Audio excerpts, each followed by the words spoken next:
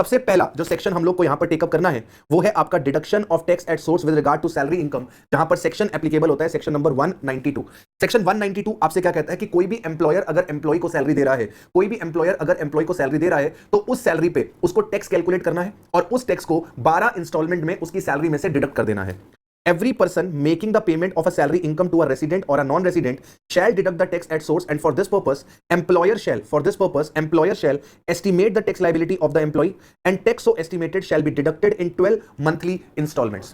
तो एम्प्लॉयर की जिम्मेदारी बनती है कि वो एम्प्लॉय की टैक्स लायबिलिटी को एस्टिमेट करे और जो भी टैक्स निकल कर आया है वो एम्प्लॉय की सैलरी में से हर महीने वो डिडक्ट करे, राइट? इसके बाद क्या कह रहा है? If any person is working with 2 or more employer, in that case he should submit the particular of his salary income from all the employers for all the employers to one of the employer who will deduct the tax at source taking into consideration income from all the employers. क्या कहना चाह रहा है? कह रहा है मान लो mister J है, मैं 2 एम्प्लॉयर के पास काम करता हूं, मैं ए लिमिटेड पे भी जॉब कर रहा हूं, मैं बी लिमिटेड में भी जॉब कर रहा हूं। फर्स्ट हाफ में मैं ए लिमिटेड में होता हूं, सेकंड हाफ में मैं बी लिमिटेड में होता हूं। तो मुझे ए लिमिटेड से भी सैलरी मिल रही है, मुझे बी लिमिटेड से भी सैलरी मिल रही है, लेकिन मेरा टीडीएस कोई एक ही एम्प्लॉयर काटेगा, या तो ए लिमिटेड या तो B limited. If I choose कि ए लिमिटेड मेरा टीडीएस काटे तो मुझे जो बी लिमिटेड से सैलरी मिल रही है वो मुझे ए लिमिटेड को डिस्क्लोज करनी पड़ेगी। ए लिमिटेड अपनी सैलरी और बी लिमिटेड की सैलरी दोनों को एस्टिमेट कर लेगा मेरी टैक्स लायबिलिटी, एंड देन मेरी सैलरी में से वो टीडीएस काट लेगा। अगर मुझे है कि बी लिमिटेड मेरा टीडीएस काटे तो भाई मैं ए लिमिटेड को बोल दूंगा कि भाई तू टीडीएस मत काट, बी लिमिटेड मेरा टीडीएस काटेगा। मैं बी लिमिटेड को ए लिमिटेड से मिलने वाली सैलरी डिस्क्लोज कर दूंगा, बी लिमिटेड सैलरी में से ए लिमिटेड और बी लिमिटेड की सैलरी पे जो टैक्स बनता है उसको डिडक्ट कर लेगी। कुल मिलाकर कहने का मतलब कि एक ही एम्प्लॉयर आपका टीडीएस काटेगा। अगर आप मल्टीपल एम्प्लॉयर्स के पास काम कर रहे हैं तो आपको अपने सभी एम्प्लॉयर से मिलने वाली सैलरी अपने एक एम्प्लॉयर को बता देनी है,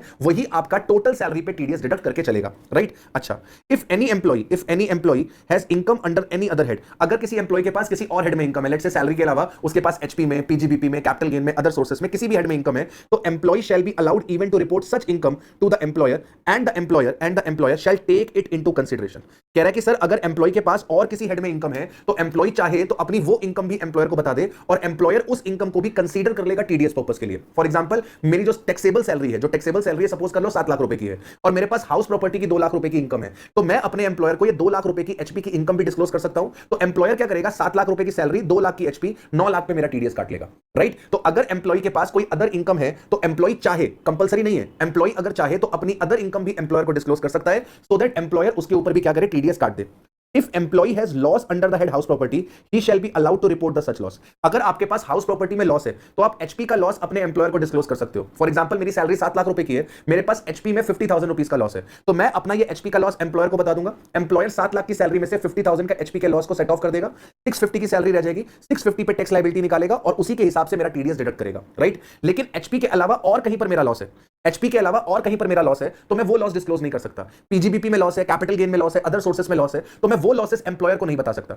अगर मेरे पास इनकम है, एचपी में इनकम है, पीजीबीपी में इनकम है, कैपिटल गेन में इनकम है, अदर सोर्सेस में इनकम है, वो मैं डिस्क्लोज कर सकता हूं। ऐसा क्यों? इनकम अगर डिस्क्लोज करोगे तो टीडीएस ज्यादा कटेगा, वो सरकार को अच्छा लगेगा, लेकिन अगर आप लॉसेस डिस्क्लोज करोगे तो आपका टीडीएस कम कटेगा, वो सरकार को अच्छा नहीं लगेगा। सरकार कह रही है कि एचपी के लॉस के अलावा और कोई लॉस है तो वो तुम अपने एम्प्लॉयर को नहीं बता सकते, हम केवल एचपी के लॉस को ही अकाउंट फॉर करेंगे। वो ऑब्वियस है कि जब तुम अपना रिटर्न ऑफ इनकम फाइल करोगे तब ये लॉसेस वगैरह दिखा देना, अपनी टैक्स लायबिलिटी निकालना। अगर ज्यादा टीडीएस कट गया होगा टैक्स लायबिलिटी से तो तुमको रिफंड भी दे देंगे, वो कोई टेंशन नहीं है। लेकिन आज टीडीएस के पर्पस के लिए तुम एचपी के लॉस के अलावा और कोई लॉस अकाउंट फॉर नहीं करवा सकते, लेकिन अदर इनकम है तुम्हारे पास, एचपी की इनकम है, पीजीबीपी की इनकम है, कैपिटल गेन की, अदर सोर्सेस की इनकम है, तो वो इनकम को तुम डिस्क्लोज करके चल सकते हो, उसमें सरकार को कोई दिक्कत नहीं है। अगर हमारा एम्प्लॉय न्यू रिजीम में आना चाहता है, for the taxability of salary under the new concessional rate, employee को क्या करना पड़ेगा? एम्प्लॉय को इंटीमेट करना पड़ेगा अपने एम्प्लॉयर को intention to opt for the new concessional scheme, intimation so given will be applicable for the year and can not be modified. तो अगर आप न्यू रिजीम में टैक्सेस पे करना चाहते हो तो आप अपनी ये इंटेंशन को अपने एम्प्लॉयर को पहले से बता देना, सो दैट कि जब एम्प्लॉयर आपकी एस्टिमेटेड टैक्स लायबिलिटी निकाले तो वो न्यू रिजीम के हिसाब से ही निकाले और आपका टीडीएस भी जो है वो न्यू रिजीम के हिसाब से ही डिडक्ट हो। तो बिल्कुल सिंपल है। यहां पर वो क्या बोल रहा है कि कोई भी एम्प्लॉयर अगर एम्प्लॉय को सैलरी दे रहा है तो उस सैलरी पे एस्टिमेटेड टैक्स लायबिलिटी निकालेगा एम्प्लॉयर और उस एस्टिमेटेड टैक्स लायबिलिटी को 12 इंस्टॉलमेंट्स में उसकी सैलरी में से डिडक्ट करके चलेगा। इसके बाद वो बोलता है कि सर अगर एम्प्लॉय एक से ज्यादा एम्प्लॉयर के पास काम कर रहा है तो एम्प्लॉय जिस भी एम्प्लॉयर से चाहे उससे टीडीएस कटवा सकता है। टीडीएस सिर्फ एक एम्प्लॉयर से कटेगा, सब एम्प्लॉयर टीडीएस नहीं काटेंगे। तो जिससे भी मैं टीडीएस कटवाना चाहता हूं उसको मैं अपने बाकी एम्प्लॉयर से मिलने वाली सैलरी डिस्क्लोज करके चलूंगा। तीसरा कहता है कि अगर आपके पास अदर हेड्स में इनकम है तो वो भी आप डिस्क्लोज कर सकते हो, लेकिन लॉसेस केवल एचपी वाले डिस्क्लोज करना, बाकी लॉसेस डिस्क्लोज नहीं कर सकते। न्यू रिजीम में टैक्स देना चाहते हो तो ये इंटेंशन अपने एम्प्लॉयर को बता देना ताकि तुम्हारा एम्प्लॉयर न्यू रिजीम के हिसाब से तुम्हारी टैक्स लायबिलिटी को एस्टिमेट करके टीडीएस काटे। अगर तुम्हें न्यू रिजीम नहीं लेनी है तो बात ही अलग है, ओल्ड रिजीम में टीडीएस कटेगा, लेकिन न्यू रिजीम लेना चाहते हो तो इंटेंशन अपने एम्प्लॉयर को बतानी पड़ेगी और इस इंटेंशन को पूरे साल भर चलाना पड़ेगा, तुम इसे रिवर्स नहीं कर सकते। इसके बाद अगला सेक्शन निकल कर आता है सेक्शन 192A। अगला सेक्शन निकल कर आता है सेक्शन 192A। 192A क्या कहता है? 192A आपसे कहता है deduction of tax at source in case of payment from the recognised provident fund.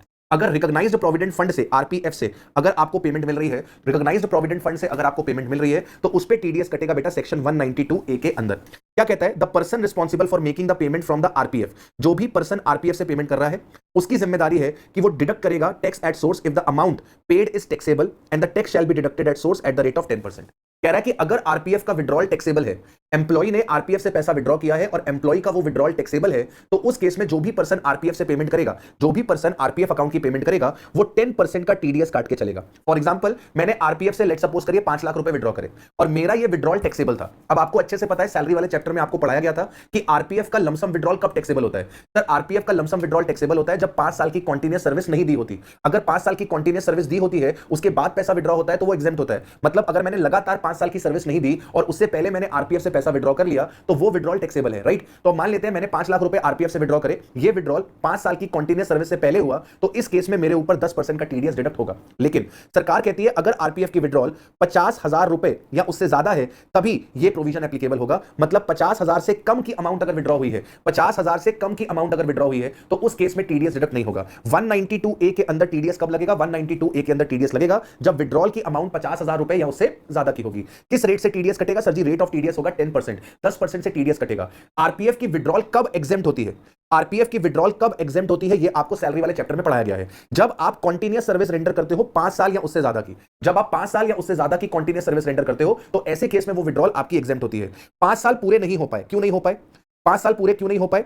If he has not rendered such continuous service, the service has been terminated by the reasons of employee's ill health. Sir, employee की तबियत खराब रहती थी, employ NASA's था, वो admit हो गया hospital में। सर, उसकी तबियत इतनी ज्यादा खराब थी कि उसको डॉक्टर ने 2 साल के लिए 3 साल के लिए परमानेंट बेड रेस्ट बोल दिया। तो एम्प्लॉय की इल हेल्थ की वजह से वो 5 साल पूरे नहीं कर पाया और उसे मजबूरी में आरपीएफ से पैसा विड्रॉ करना पड़ा। तो सरकार कहती है अब ये विड्रॉल टैक्सेबल नहीं है। अगर एम्प्लॉय की इल हेल्थ की वजह से 5 साल पूरे नहीं हुए और एम्प्लॉय ने पैसा विड्रॉ किया आरपीएफ से, तो ये आपका टैक्सेबल नहीं होगा। या फिर सर, एम्प्लॉय 5 साल पूरे कैसे करता? एम्प्लॉयर ने अपना धंधा बंद कर दिया।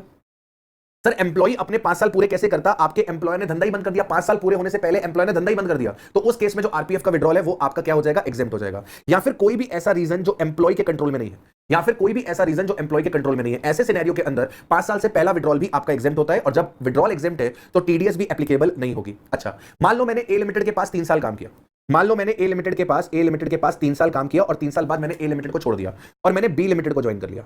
अब मैंने क्या किया, जो मेरे ए लिमिटेड के आरपीएफ में बैलेंस था, जो मेरे ए लिमिटेड के आरपीएफ में बैलेंस था, वो मैंने बी लिमिटेड के आरपीएफ में ट्रांसफर करवा दिया। तो अगर मैंने अपने आरपीएफ के पैसे को ट्रांसफर कर दिया, मेरे 5 साल ए लिमिटेड में पूरे नहीं हुए थे, लेकिन ए लिमिटेड से जैसे ही मैं निकला, मैंने ए लिमिटेड का आरपीएफ ट्रांसफर कर दिया बी लिमिटेड के पास और मैंने बी लिमिटेड के यहां पे 2 साल या 3 साल की सर्विस दे दी, तो अब यह माना जाएगा कि मेरी 5 साल से ज्यादा कॉन्टिन्यूस सर्विस है।